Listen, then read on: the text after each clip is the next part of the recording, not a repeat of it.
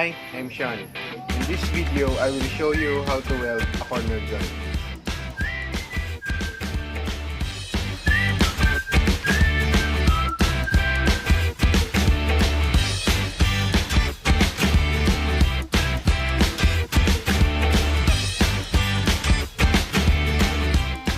This is the tools we need to make a corner joint.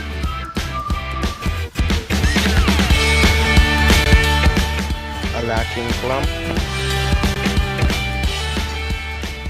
bench vise,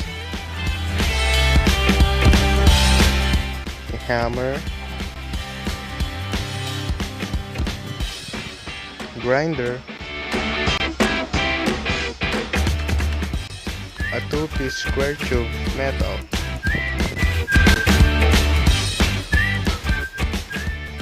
a welding rod, especially a welding machine.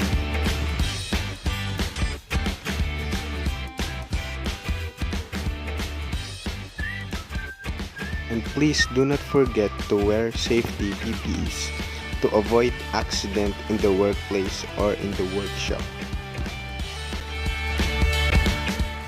Safety gloves, safety goggles,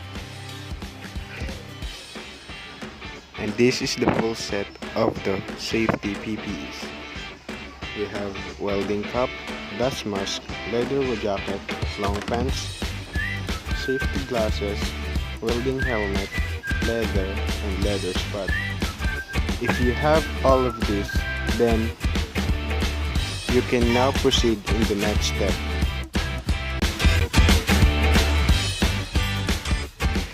First, we need to cut it using grinder and a bench vise in a 45-degree angle.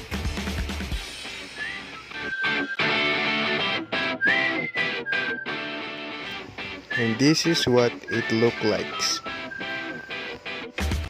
After cutting, we can now proceed in the welding process. In this process, we need a welding rod, a welding machine, and the safety PPEs.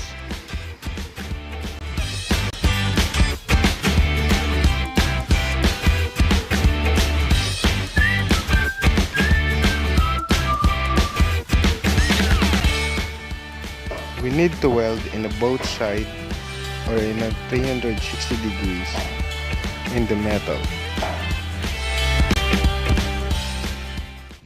After we welding the metal, we need to remove the unwanted material using a grinder and a bench vise.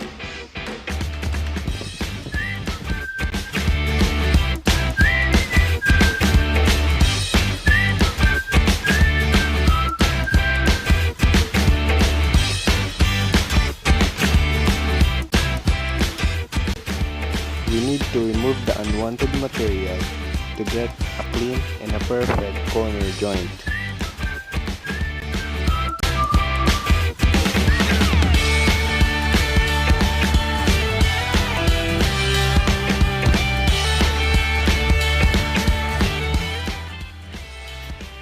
And last, this is our final product